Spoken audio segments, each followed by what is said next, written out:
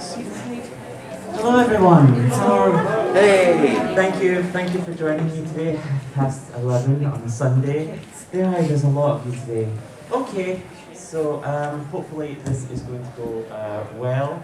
This is my panel on essentially magical girls and feminism. I probably should have changed that title, but I came up with that title in October. I've also not timed this yet, so hopefully we'll get through all the slides today, and hopefully it goes well. So first of all, just to give you a brief overview about what this is going to be about.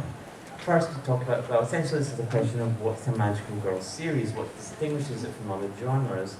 I'm going to try and take sort of social, cultural, feminist perspective on it, talk a little bit about how adult shows factor into this, talk a bit about Sailor Moon, because I think that's a really good sort of example case, and then just end up by saying sort of where are we at just now. Just to put this out there, this is a really big topic. I'm not really an expert in the complexities of Japanese social, cultural, gender politics. I'm a white Scottish trans girl whose lived experience in Japan is next to zero. Please take everything I'm saying with that massive pinch of salt. If you really want to know more about this, look for experts, look for people who actually live in Japan and study Japan more. I have done studies into gender as a social cultural construct, which is what I did my degree partly on, and so that's why I'm really passionate about this. So this really started, I did a 3-minute presentation last year basically saying Madoka Magica is not a magical girl series, and one of the arguments I made was that like nobody would say that Inspector Gadget was cyberpunk, even though all of the elements of cyberpunk are present in Inspector Gadget. Nobody would seriously go, Inspector Gadget is one of the great cyberpunk works of our time. But then that leads you to the question of why wouldn't you consider like Inspector Gadget cyberpunk? You know?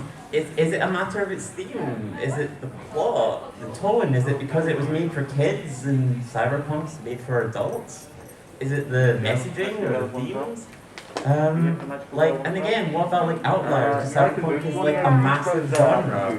You know, what about like for the Magical Girl series, like what about the adult Magical Girl series, Dark Magical Girl series? The question I was asking at the time is at what point does a genre work become so far away from the core of what something is that it sort of becomes disqualifying? I think another example of that is that nobody will ever say to you, wow, Doki Doki Literature Club is the best romantic dating sim I've ever played.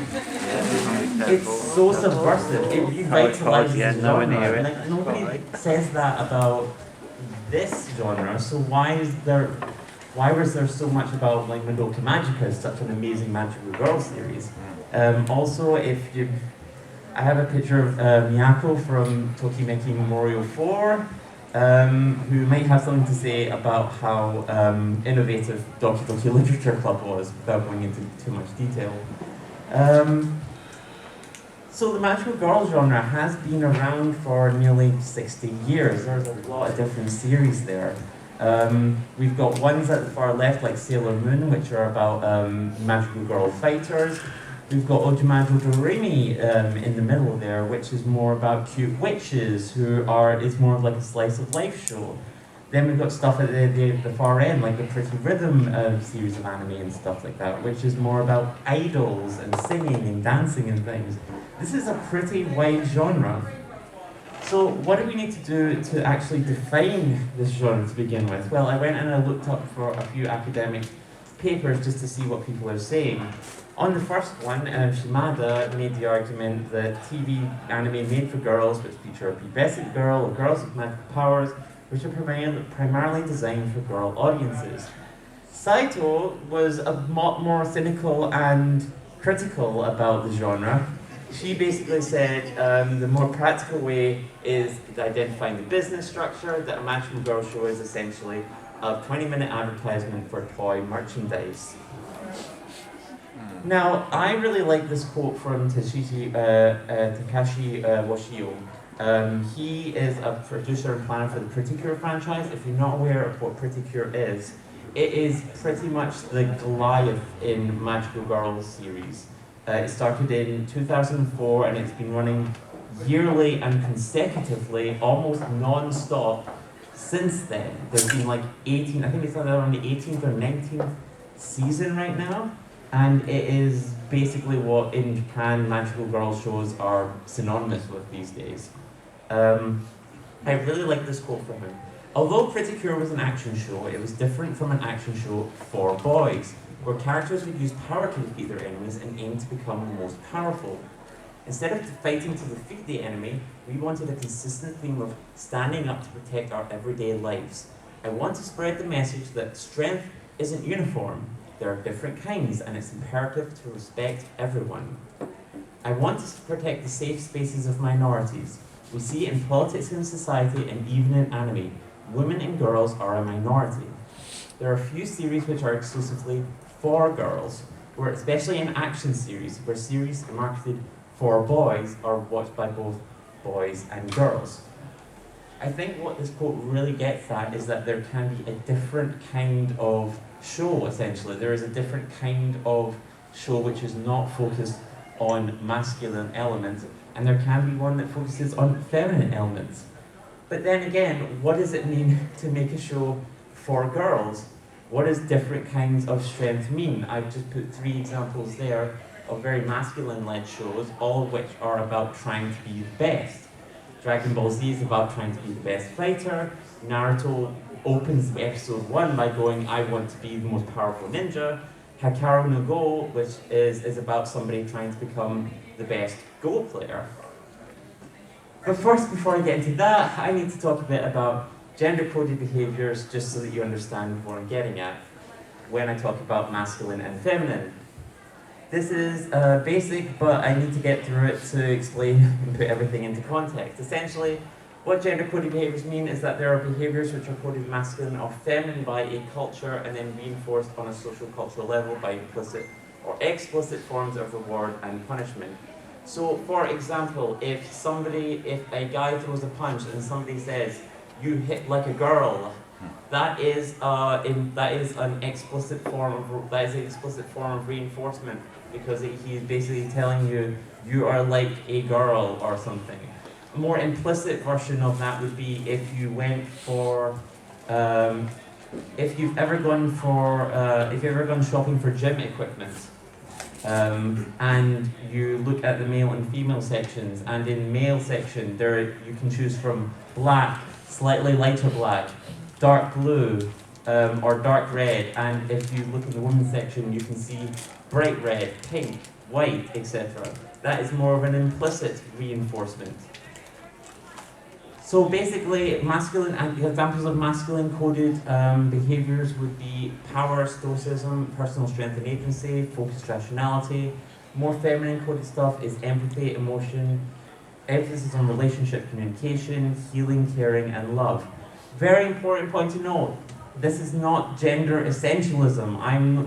I'm not saying that all women are empathetic or all men are powerful. This is about social cultural coding. It is about the way that a society codes masculine and feminine behaviors. So it follows that a show that is for girls would then distinguish itself by prizing, empowering feminine traits as opposed to masculine traits. And basically in my 3-minute panel last year, this was basically my big thesis. But then it leads to the question of, what is a feminine coded quality? How does it relate to hegemonic femininity, which I'll explain in a second? And then how does it reconcile this idea of empowerment with femininity, which is generally in a hegemonic sense coded to be about being submissive and not powerful? This is the really interesting stuff that I'm really passionate about. Just to define this, and this is where I'm getting to the end of definitions and such, hegemonic femininity is a set of feminine coded traits that, when compared alongside a corresponding trait of masculine coded traits, perpetuates an uneven balance between the genders. So, for example, if I say that all men are powerful and all men are physically powerful and all women are not physically powerful, that that counts as hegemonic because there is an inherent power balance within it. I'm saying that one is strong and one is weak. If I say that men are decision makers and women are decision followers, that has a power imbalance in it. That's basically what this means. So in order to do this, I need to kind of go back and talk about one of the first Magical Girl series. 1966, Toei Animation created Sally the Witch, which is widely regarded as the first Magical Girl series. In fact, Toei was pretty much responsible for the genre to begin with, or rather they codified the genre as we know it. They were pretty much the only ones actually making Magical Girl series for quite some time. It was technically more like a Magical Witch series because at the time in Japan, the American show, the American sitcom Bewitched, which was about an American witch, was extremely popular there. In this series, Sally is a tomboyish witch who belongs to another world. She visits Earth and then must learn its customs while hiding her powers and identity. So Toei has essentially 6 facets that they include in every Magical Girl series, which you could use as a guide to determine whether or not they define it as a Magical Girl series, where there's the characterization of the age, there's the kind of heroines where you either have your powers to begin with, or you're a normal human who gains powers. You're born in a well-functioning, nuclear and heterosexual love-based family, usually the firstborn girl with younger siblings, because then you can have a caring role for the siblings below you.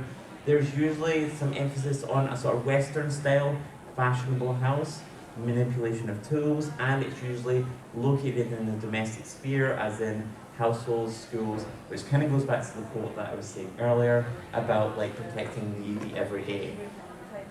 So the interesting thing you might be thinking of is that there's a lot of different kinds of magic in Japanese folklore, etc. But Sally is explicitly, in the title, she's a witch, which is a Western concept. And in Western concepts, magic has often, especially in the context of a witch, it's typically been a manifestation or representation of feminine power. I.e., if we want to go back to witch trials, it is the sense of, oh, as a woman you know too much, or you're doing more than you should be doing, clearly you're using magic, clearly we need to burn you at the stake.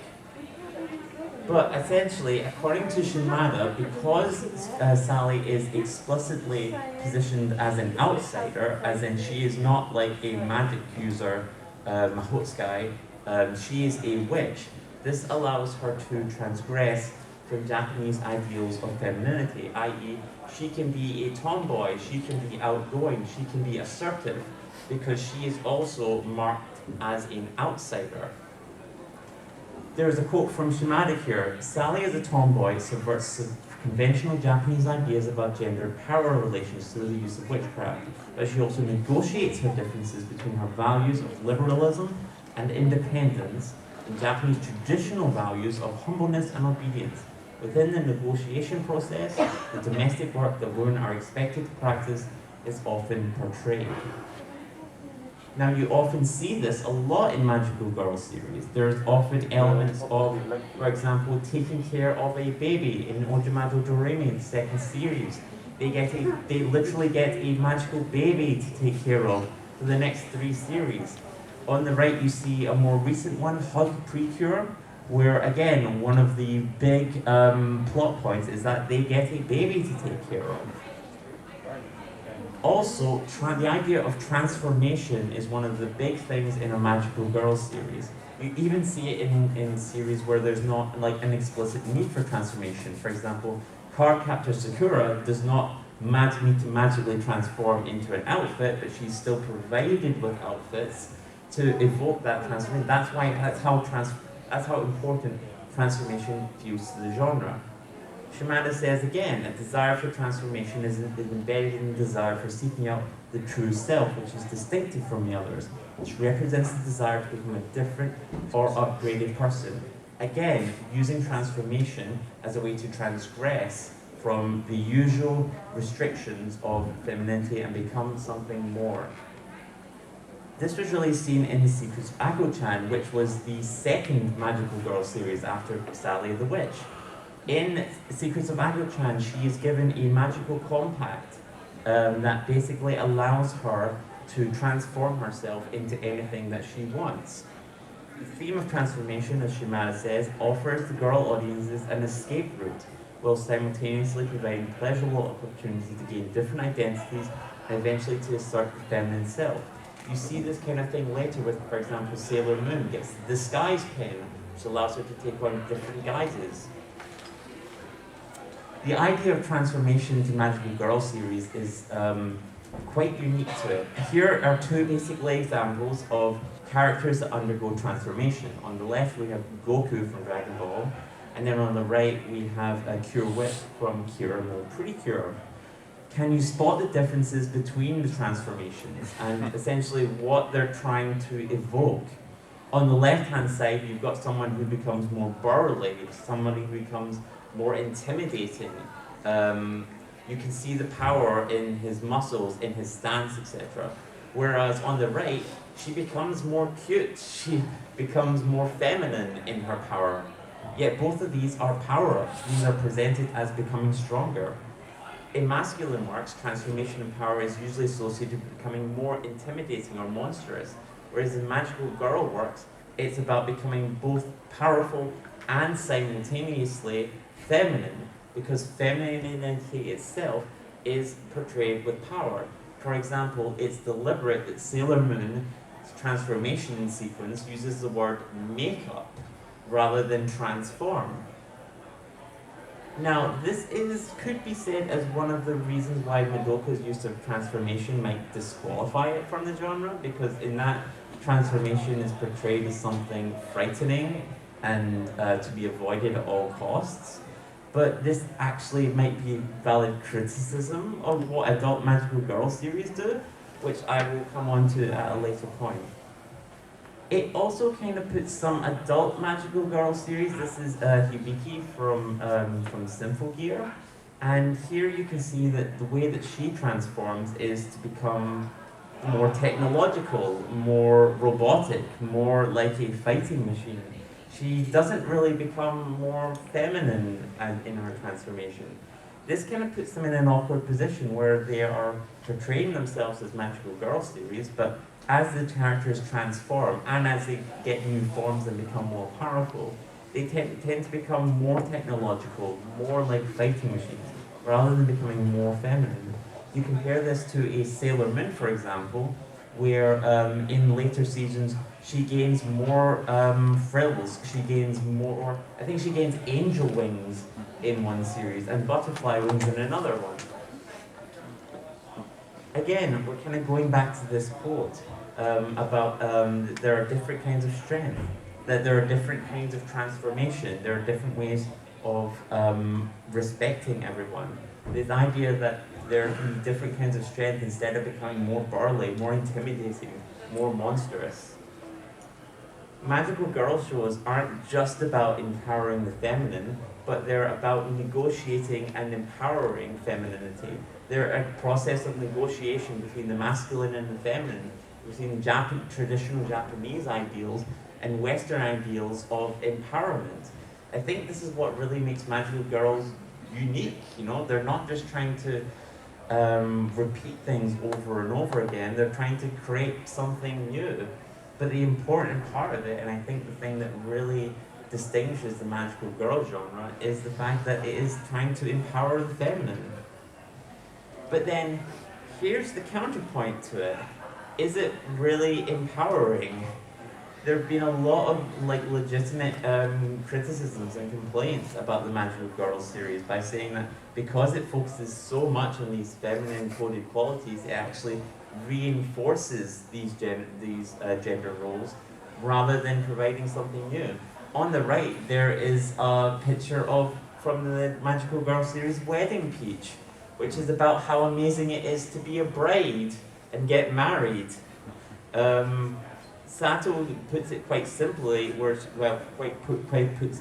it quite succulently when she says, this is a form of resistance only insofar as it simultaneously maintains the existing power structure against which the resistance is intended. So here's an example of that. This is another picture from Hug Precure, which is quite a recent show. I think it was about 4 years old at this time, so very recent, where the theme of the running theme of the show is you can do anything, you can be anything, and the main characters transform into powers inspired by, from the left to right, a nurse, a cheerleader, and a flight attendant. Now, that's the thing, what's your immediate reaction to that? Like, how do you feel about that? Like, there could be a sign, there could be a part of you that says, heck yeah, if you want to be a cheerleader, if you want to be a nurse, if you want to be a flight attendant, go ahead, there's nothing wrong with it. It's actually awesome that if that's what you want to do, you should go ahead and do it. But there might be some people in the room who go, really, a nurse? A flight attendant? A cheerleader? Like, you couldn't have picked other professions maybe instead of the ones that are like so heavily feminine coded? And I think here is really where the interesting paradox lies, whether or not you consider that to be empowering or not. Oh, and then at the middle there, just to point up, you've got the baby that they need to take care of and raise, because there's a heavy domestic element to this as well. Now, this leads into what they call as the changing meaning and gender performance of shoujo and kawaii, which is a bit, the full story of this is a bit above me. I highly recommend that you look into it, but essentially, the basics of it are that in the last, I'd say, 20 years or so, there's been an emerging,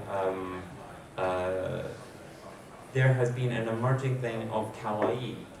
And they often say kawaii is not just the word for cute, it's not as simple as that. It is about power, essentially. You know, it is about the idea that there is power in cuteness, that by dressing up in a kawaii way and recognizing the impact that that has on people by taking ownership of it, and recognizing the impact that it has on men, it has on women, it has in society, you know. There is power in that. But at the same time, kawaii is very much orientated around childish things. It's very much more around very cute dresses you would normally associate with being a child. It's about essentially less about becoming an adult and more remaining a child. And children are a vulnerable group. Like, they just are. Like, there's a reason why legally, like, they're a vulnerable group. Like, and on a very basic level, they don't have as many rights as adults do. So now you've got this kind of paradox here where people are taking power in evoking being children, but by evoking being a child, you're inherently provoking being in a position of non-power. There's a strange paradox there. And then that kind of leads to like Magical Girl series where like instead of being allowed to kind of grow up, and it's not really so much about growing up and becoming an adult, it's more about staying as a child and yet continuing to do adult responsibilities. Like here, for example, these are, I believe they're 12 years old, 12, 13 years old, the characters, and yet they're doing domestic duties, like taking care of a child. And then in more adult and Magical Girl series, like for example Sinful Gear, you've got characters who are under 18 and yet they're fighting wars, essentially. You know, they're taking, because nobody else can. Like, there was a series called My Autonomy, which I think is like 2005, 2006 or something like that, which is basically one big treaty about how messed up it is to militarize young girls and force them to fight like countries' wars and things. Madoka actually captures this paradox a bit, like, because in Madoka, adulthood is treated as something which is terrifying and inevitable. It is something where you continue to grow, you continue to accumulate knowledge about the world, you continue to accumulate sin, until eventually you burst into adulthood, and that adulthood is terrifying, destructive. You lose control of yourself. In this way, only by remaining as girls, only by remaining as children, pure, innocent, free of sin, can they retain their power and their agency. Saito in 2013 sums up this paradox. Given that cuteness is a concept associated with youth, passivity, femininity, and overall powerlessness, the recent brand of magical girls, cute battle heroes, is a sheer paradox of claiming power in powerlessness. And then we've got other things like adult magical girl series, such as comedies, ones that are focused on adult audiences rather than as we said before, shows for children. Like parody, deconstruction series, like Cutie High School Defense Club. These shows depend on you knowing these tropes, that you're familiar with these genres, otherwise the jokes just don't land. Would you really expect a 4-year-old to really appreciate all the jokes in Cutie High School Defense Club? Or would they just be like, oh, cute dresses, cute mascot, there's no jokes here, why is everybody laughing? And also, why are magical boy series always comedies? Is there something about the feminine which is comedic if you go from masculine to feminine? And then you've got what I call the military magical girls genre, which were the later series of Lyrical Nanoha. You've got literally magical girl spec ops, and then not exactly magical girl, but things like Kanekole, Azure Lane, ones where it's these are guns, or these are battleships, but they are cute girls. Again, there's this sense of empowerment where, heck yeah, you've got so much power, you're a machine of war, but it's empowerment which is directed away from becoming feminine. In fact, it's become more about becoming more masculine, becoming more warlike, etc. And then again, there's this important point at the bottom here, that although they're empowered as officers, instruments of mass destruction, even heroes saving the world, they remain as girls. They're not allowed to grow up. So let's just bring everything together by talking a bit about Sailor Moon, which is rightly regarded as a classic for a lot of reasons. Full title is the Shoujo Senshi Sailor Moon, which roughly translates to Pretty Soldier Sailor Moon. It was originally based off a manga, which was first published in 1981, and then it had an anime by Toei Animation, which, as you remember, pretty much defined the magical girl genre for the first 40 years of its life. And then it was popular enough to get a remake quite recently, Sailor Moon Crystal. So if you're not aware, I will just run through what Sailor Moon is about. It is about Usagi Tsukino, who is a lazy crybaby, a regular everyday girl who one day discovers that actually she's the reincarnation of an ancient lunar goddess, and she's destined to lead humanity to a utopian future. She and other 4 reincarnated souls, who basically made up her royal guard, transform into warriors to protect the present and the future of the world from the Dark Kingdom. It's widely credited as the first fighting magical girls show. Previously, this kind of format was only restricted for superhero genres for boys and men, for example, for Power Rangers and Super Sentai. Also shows like Kamen Rider, but I could even go to Western stuff like Batman, Superman, etc. So basically, there's an early joke that people get where she transforms into Sailor Moon, and fans are just like, how could Luna not figure out that the one called Sailor Moon was the ancient Moon Princess? It's right there in her name. The point was more, it's the Clark Kent, it's the Clark Kent problem, you know, it's the why doesn't anybody just notice that Clark Kent is Superman? It's the fact that nobody could ever imagine that the girl on the left could possibly turn into the girl on the right, or the woman on the right, let's say. That somebody so immature, so quick to tears and so cowardly could become someone so graceful and refined and basically leading humanity into a utopia. So Sailor Moon asks questions about, as it grows up, what does it mean to be a woman? What does it mean, what does it mean to grow from being a girl to a woman? What does it mean to become a leader? What does it mean to become a romantic partner to somebody, to fall in love and actually work to make the relationship work? What does it mean to become a mother? And ultimately, what does it mean to become an adult who has responsibilities beyond just school and homework and her own interests? And this tension as well can also be seen in the other four members of her group.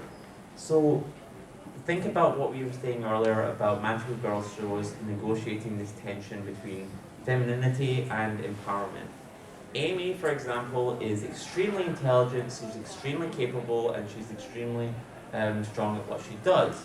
But that grapples against being very shy, submissive, and deferential to other friends, parents, and such. Ray is responsible and traditional. She is literally a shrine maiden, but at the same time, she rejects the heteronormative ideas of romance, the demands of her father to just get married for the family and such. And that's further complicated by the fact that she's becoming a woman and she's exploring what her developing sexuality is.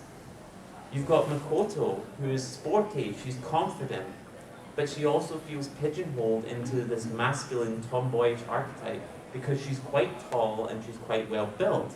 And that overshadows her genuine love for things like cuteness, earrings, cooking, etc. And then finally you've got Minako, who is extremely strong, extremely capable, but she's struggling with this tension between what she sees as her duty, but also her own love and interest and happiness.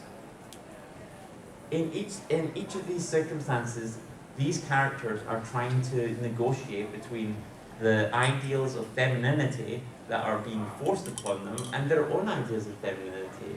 Like how they differentiate themselves, how they go out from the norm. How do you negotiate these paradoxes without losing the core of what it means to be a young girl, a young woman? And then in season 2, Usagi's child from the future appears, and now she has to negotiate being a mother. And this arc also focuses on consequences of stalled childhood, which I find is really interesting in the presence of what we talked about earlier of magical girl series in the more modern eras being about staying as a child. Like the whole idea around Small Lady's Heart, which is the name of her daughter there, is about this idea of what happens if you're forced to remain in childhood for too long.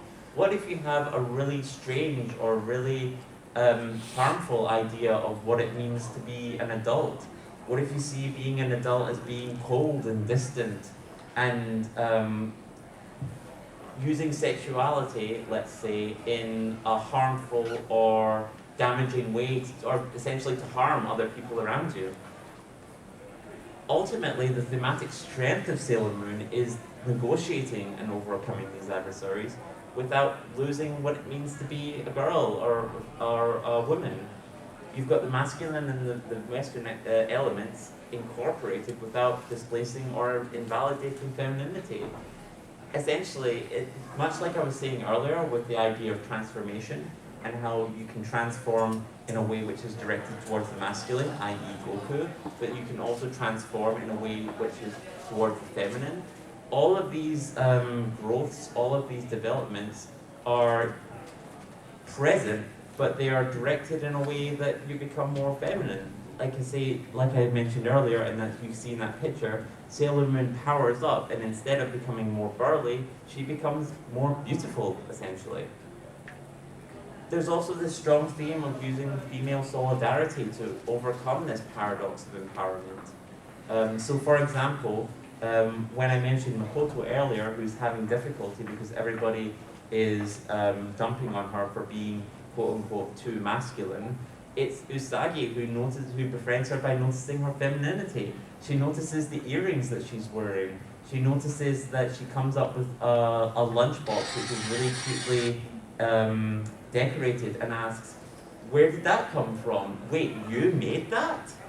There's just this idea of overcoming these things by focusing on the femininity aspects of it.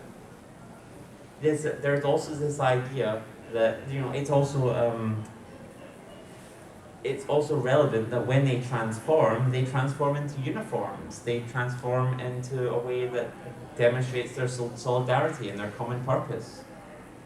There's a really nice element, there's a really nice moment from the Super S series where both Makoto and Ami are at a dance, and Makoto is in the corner with nobody dancing with her. Amy comes up and says, you know, "Why aren't you dancing with everybody?" And she says, "When you're tall like me, nobody asks you for a dance." And it's Amy who reaches out a hand to her, and together, as women together, they overcome this anxiety. There's also elements such as Sailor Moon healing her enemies whenever possible. Like, yes, Sailor Moon does have moments where she has to destroy her enemies, but whenever she can, she tries to heal them instead. She tries to purge the evil from them without destroying them, essentially befriending them. This is a screenshot just now of her healing Moon Escalation. There's a catchphrase that she uses that's something like, "In the name of the moon, I will punish you." And the word for punishment is Oshokyoki. Now, in this instance, as Shimada says, that often connotes adults, or mothers essentially, going back to the theme of motherhood, disciplining mischievous children in order to reform their inappropriate behavior. And thus, her avoidance of murder leads to reformation of the evil minds of villains, mutual understanding, and ending with the expansion of her fleet. This is a big quote, but I think it kind of sums it up really well, so that's why I included it. In the Sailor Moon series, the collaborative use of a macro-dynamic theme, i.e. save the earth, and a micro-domestic theme, motherhood and domesticity, enables highly gendered narrative structures in Japanese anime to blur. Although the ways in which conflicts are plotted in the stories may differ, it is noted that the macro-dynamic theme, which was formerly dominant in boys' anime, was first applied to girls' anime, blurring gender differences. The protection of public spaces and the pursuit of justice in the Sailor Moon series serve to justify a powerful female solidarity. In the end, Sailor Moon is ultimately about growing up. It's ultimately about becoming a woman. It's about becoming empowered. It's not by sacrificing your femininity, but by expanding it, complicating it. And finally, using female solidarity as a way of overcoming these shared trials without sacrificing that femininity. So I kind of want to end by talking about where the genre is right now. As I said beforehand, Precure is basically the Goliath in the room right now. As I said before, it's been going on for 18 years. It's still extremely popular and shows basically no signs of slowing down. It's essentially doing what Power Rangers does, where every single year it resets everything. And although that has kind of kept the genre fresh and such, it also means that they never need to worry about questions of what happens when these characters grow up. Like, it never needs to worry about characters leaving school, or how they navigate going from being young girls to being teens to being early adults, and thinking about those kinds of things. Like, being as a show for young children, any sexuality that's in there is boyish crushes and things like that. Or even in some series, girlish crushes, though that is sadly in the minority. There's one called Girls X Heroine, which you can see a picture of on the right there. They've kind of captured a niche of live-action magical girl animes. But again, those are very, very aimed at small children, very, very feminine, very much, well, they also work as idols essentially as well. So I can't really go into all the things about idol culture here, but it is far from ideal. You've also got the pretty rhythm games and animes and such. Again, those are more about dancing, singing and such. I wouldn't say they're classified as magical girl series, but they basically have all the components of it and the feel of it. But it's very much a distant competitor. And then finally, you've got the adult series. So every so often, an adult one comes along, a Madoka Magica, a Magical Girl Raising Project, or something like a Magical Boy series, which is a comedy and things. They pop up every so often, and they have the same kind of problems that I mentioned before, in that they're not really for young girls. So at what point does that become disqualifying? Like, do you even consider it disqualifying? Yeah, as I say there, as I was saying there, it's still the idea with Precure. They don't need to show the characters growing up. It still largely focuses on the feminine, still largely within the same framework of a heteronormative Japanese society. The current series, Delicious Party Precure, is essentially about cooking. But I think one of the things that keeps it going strong, and one of the things that still makes it a really good magical girl series, is the fact that the contextual elements are still orientated to the feminine, and not the masculine. I kind of think about the Batman movie that just came out, and where Power Rangers is kind of at with the Mighty Morphin Power Rangers. I think about the fact that the new Batman movie that came out isn't for children anymore. Like, there's an argument to be made that Batman hasn't been for children for an extremely long time, even though there are cartoons that are out that are for children. The original comics certainly were for children. It's just kind of weird and sad that there's like a Batman franchise that you have to say, sorry, but I know you love Batman, but this isn't for you, this is for an adult. You know, at what point do you kind of, and the same thing with Power Rangers and such. Mighty Morphin Power Rangers has been along for so long that the comics are now an Americanized snarl of like adult themes where Rangers are literally getting killed and tortured. And this one from a picture is from basically a story about Tommy Oliver absorbing other powers from the multiverse. That's not really for kids. Like, it's just kind of sad when something that was for kids suddenly doesn't become it anymore. At what point does it, again, become disqualifying? At what point do you lose the core of it? Ultimately, we love the magical girls genre because it offers something unique. It offers an embrace of the feminine. It offers something which is not maybe made directly for you, but you can still get a lot out of it. Although it's an embrace of the feminine, it offers a lot of opportunity to challenge these hegemonic femininities that can be so damaging. But again, where are the limits? And honestly, like, I don't particularly have an answer. I think everybody has their own, I think most people will have their own opinion of it. It's like when you watch a magical girl transformation sequence and they become naked, like, do you think, heck yeah, that's the feminine form, you go girl?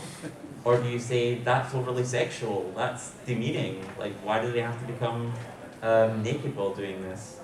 Again, therein lies the paradox, and I honestly think it's above my pay grade to sit here with confidence and tell you what an answer is. The Magical Girl series is also necessarily bound to the gender politics of its time. Like, I haven't really had the chance to get into it because this is just a primer, and also that is a topic that is, again, way above my pay grade. But I touched upon it earlier with the changing meaning of shoujo, the changing meaning of kawaii. Like, the Magical Girl series is necessarily bound to the changing politics over 60 years about what a girl is in Japan.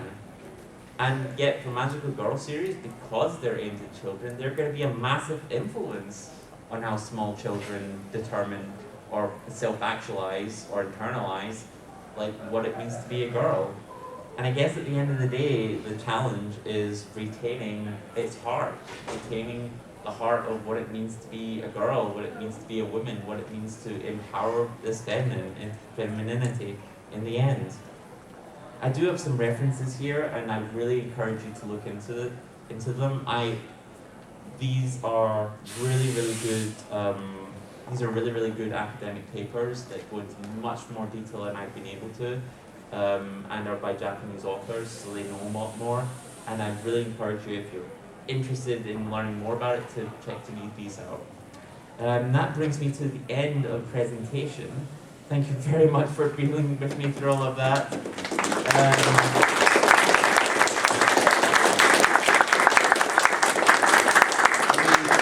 We do have some time for some questions or discussions, if anybody has any questions or comments. Yes? I was going to say, like, you're talking about how the outfits are in How to Preacher are cheerleaders and nurses and flight stewardess. Yes. I'd argue that, like, the whole thing with that is that it's a bait and switch. Because, like, you do, like, you said that you don't generally see magical girls in the future, and so they remain as girls. But both Hunter and Starting with Preacher do at the very end show you in the future. And, like, Hannah does. But she becomes a CEO of a major company, and I can't really think of a very identifiable uniform for a girl boss, I guess. Sure. I would say that, like, it's using traditional gender values to get you in the door, and then it's like, because, you know, stereotypically people like latch onto it, and then goes, but what you see, it's so that's a good point. One of the things is that, so there are feature series, for example, that at the very end that you get to see them as adults and such. But you never really see that process, I guess, is the thing. You know, you never really get to see them get to the point and negotiate that transition between being a girl and being an adult. And I think, whereas with Sailor Moon, that's entirely the text of that. Like, Sailor Moon is over essentially 4 years of their lives as they negotiate that. So although it's really good that that Hug Creeper and other shows like do that, what I would really like to see is more contemporary magical girl shows that are about that process of growing up and negotiating that area of their life, rather than this idea of their this is like a slice of their life between 12 and 13 where they don't really need to, or essentially they're in stasis and they don't need to worry about that kind of thing. Does that make sense? I guess so. I mean, there's also the matter of the villain of How to.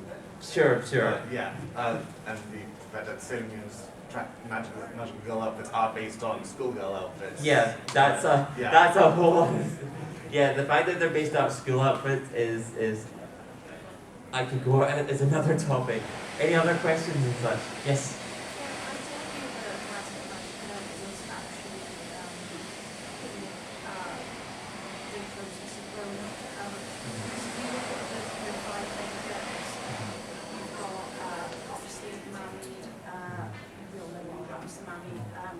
Sure. And then Homura, who literally cannot grow up because she keeps going back. Yeah. And then also Kyoko, who's kind of, you know, kind of slipping past a bit as well. Yeah. And then at the end you have Madoka, and it seems like involving her mother talking to her homeroom teacher about how she doesn't know her daughter anymore because the teacher's like, yeah, you know, that's your child growing up, you know, and then at the end where Madoka's like, I know what I want now. So I would argue actually that Madoka is the one that shows what it is like to grow up and become an adult, because she makes that very adult decision at the end. That is very true, and I think it is one of Madoka's strengths is that it does kind of grapple with again, I think I look at it more in terms of it grapples with what we're saying about the trend, essentially, of locking women into childhood, essentially, and dealing and when the idea of growing up is treated as something which is horrific and to be avoided at all costs, and what that kind of does to a person. I think that is kind of one of its strengths. Other things that I really dislike about Madoka, about the way that it gets resolved and things like that. To be honest, I classify Madoka as a horror anime that has magical girl elements, much like with Doki Doki Literature Club. You would call it, spoilers, a psychological video game that has visual novel elements of it. But that, what you've said just there, I think is one of the things that it draws an attention onto something that other magical girl shows, or magical girl shows in general, should be focusing on more. And it's kind of, again, it's kind of a shame that more contemporary ones just don't include that at all. Any other questions or comments? Yes? Ultimately, looking at the Magical Girl series as a business, how far do you think a show should be allowed to show these ideas in a way that a young girl can watch and understand while still remaining profitable so they can actually continue running their series and have that idea there? How much do you think it should be not disguised but cropped up by the more standard cliches of tropes? How safe do you think it should necessarily have to be to a degree to remain profitable enough so that people are going to watch it? Because using Madoka as an example, once you're in the oeuvre of the magical girl genre, it will get mentioned. But outside of it, it's literally only used as a, haha, look at this one, it's really cute, and then it gets you. So how far do you think, in your opinion, a show should be allowed to go while remaining safe to continue making series? Not safe as in, can't show this to children, more as running as a business. Sure, that's a really interesting question. And I think, so the big elephant in the room is Precure, essentially.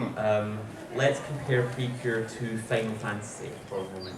So Final Fantasy, and I'm talking about the numbered titles, are so big that they can basically try new things with every game, like with a degree of safety, essentially. Now you might not, everybody has their own Final Fantasy, favorite Final Fantasy, and sometimes they do well with this and sometimes they do not. But one of the things I really appreciate it is that they can try. Like Final Fantasy is so big that so many people are going to watch it that that they can afford to experiment and stuff. So to answer your question, I think Precure itself, because it's been running for like 18 years, the toy sales are still, I think the toy sales are better than like One Piece and things like that. Like it is one of the top sellers for Bandai Namco, which make the toys, and it's not released outside of Japan. Like that's the wild thing. It's still one of their top sellers, and it is mostly never left Japan, aside from maybe one or two small exceptions. I think that show like that could very much afford to switch up a bit and include more of these elements. But then again, it might be that something needs to kind of come along. A fun thing about the original Precure series, Futari wa Precure, which was from 2004, which it was actually born from that same kind of innovation and such. That first series, I believe the target demographics for that were like children between the age, or like girls between the age of 4 and 8, and adults between the ages of 19 and 30. Like, they got the guy who directed Dragon Ball Z to be the director for that, and thus there is a very strong emphasis on complex, technically complex and pleasing battle sequences and such. Now it has scaled that back a bit, I would say, and gone more towards partly in response to parents being like, we don't like this, but also part of that. But it kind of shows that, that innovation made, suddenly turned Precure from a thing that might have only lasted one season into something which has lasted 18 seasons. So to sum up, from a business point of view, it's really hard for other series to crack Precure because it's such a lock on the genre. Like, the Pretty Rhythm series is doing pretty well for itself, but it is a 0 point something compared to a 4 point something, 4 point billion in terms of toy sales. I think if something came along and recognized a gap in the market, or just hit the right one, I think that there's definitely space for that when it's not a reboot or something like that. Where are we at for time? We've got 5 minutes left. Yes? So it feels like there's a bit of a I don't know, tension. On the one hand, you're saying it would be good if the Magical Girl series took it to slightly older age, like what is it actually like being 14, 17, 20, actually growing up. But on the other hand, you're saying that it's a bit sad when Batman and Power Rangers try to get all grimdark and go, well, we're serious now. It's like, if they didn't would it be possible for a Magical Girl series to do a really accurate, in-depth examination of what it's like being an old teenager without ruling out 10-year-old girls from being allowed to watch it anymore? Sure, I guess the difference there is that I feel like something like the Sailor Moon could show a small girl and they could like learn something from that. Like it's still, because it is about that transition from being a small girl to being to teenage years to adulthood and such. There's something there. Whereas with something like Batman, like I don't think a small child would be interested in the Batman with Robert Pattinson being the sad goth. Like I don't think there's really anything for a small child there, and that's ultimately. I guess at the end of the day, I look back to what that first definition that was like. It shows for small girls, and then when something is no longer for that, where they can't get anything from that, or it's clearly not made for them, i.e. maybe as jokes that they just won't understand, or it's all about jokes they won't understand because the parodies used. I'll get to you in a second. That's fine. Then that's when I think it's no longer for them. Does that make sense? It does, but there's also the thing of, if the show was originally for 10-year-old girls, is it a bad thing if there's a later series or spin-off or something that is for 15 or 17-year-old girls? Oh, you mean like growing up with the audience and stuff? Yeah, because saying it should be for the same audience is like saying that audience has to abandon it when they grow older. It's funny you should say that, because in one of the in actually one of the papers that I cited, they did, because as part of their thesis, they did interviews with the small girls who were watching, and it was treated as normal that magical girl stories were something that or rather the way that they looked at it was magical girl stories were something that you aged out of, that you saw it at the time, and then you got old enough, and then you moved on to other things, essentially. Yeah. It's just interesting that the other side of it, going for the really masculine coded shows, Gundam has like super childish Gundam build shows. Sure. And then they have the PG rated ones and 12 rated ones and 15 rated ones, and they're willing to sort of say this is all Gundam. And you can watch some when you're young and some when you're a young teenager, and some your parents really shouldn't let you watch. It's a really complex subject, as hopefully I've sort of explained. Did you still have a question? Yeah, sure. So I sort of ramble, I guess, have a little question. Sure. Might relate to this comment as well, which is good. I mean, I guess Sailor Moon did it, but, because they went from middle school to high school, but it didn't really expand too much on that. But also, and this might have been covered, sorry I had to leave It's okay. the last third. But isn't most of Toei, who basically commandeered the Saturday morning magical girl, aren't most of them men? And, thinking about Tokyo Moon, Sailor Moon, before they were women-owned properties. So I'm just wondering whether that kind of patriarchal angle is probably stifling, I don't know, maybe. And thinking about looking after babies and becoming cheerleaders and stuff. Yeah. Come on, what's happening in Japan? Shake it up. I know, exactly. I think that you've reiterated what the big tension is there. I think the person who, so I can't remember the name off the top of my head, but the Precure series is attributed to a name which is a pseudonym for basically Toei's committee, essentially. So they don't actually tell you who's ultimately in charge. It's all done by this one pseudonym, essentially. And you're right, like it's the majority of the people working there are going to be men, and then that's going to bleed through into the kind of shows that they think they're. Whereas with Sailor Moon, that was like originally a manga made by a woman, and so you saw those clear messages, even though it was adapted by Toei. You saw those clear messages through it. Ultimately, I think yeah, I think it is about centering those voices, bringing up those voices and such like that. I think that's one way of keeping that kind of thing going.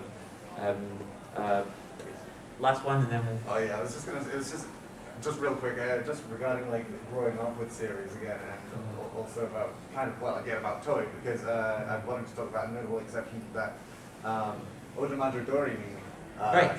Yeah, because that has multiple spin-offs in the sense because after 4 series, they actually wrote a series of novels, which bundles the characters from there's a time skip, and then it has them as 16-year-olds, and it goes all the way through to when they're 21, I believe. Right. And on top of that, they did very recently did a film for the 20th anniversary, which is not about those characters, but they did a movie about fans of the series, but done entirely with the same tone as the series. Yeah.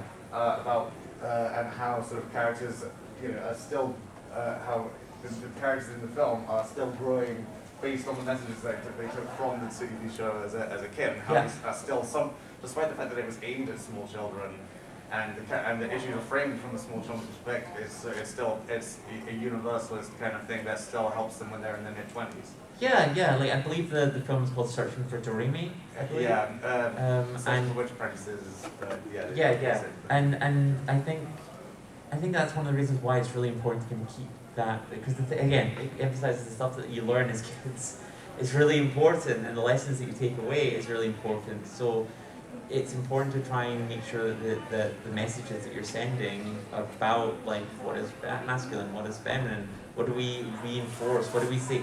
I really, if you ever want to ask yourself if something is feminist or not, just look to see what's being rewarded by the story, what's being punished by the story. Is love being punished by the story? Is fighting being rewarded by the story? Look at it in terms of reward and punishment, and that usually gets you an idea about what kind of values are really being pushed. But again, I think it's still important that it always remains that there are going to be things for kids, and they should remain for kids. And that's not to say as adults we can't still enjoy that, but in a way, doesn't that make it even more important that still remains?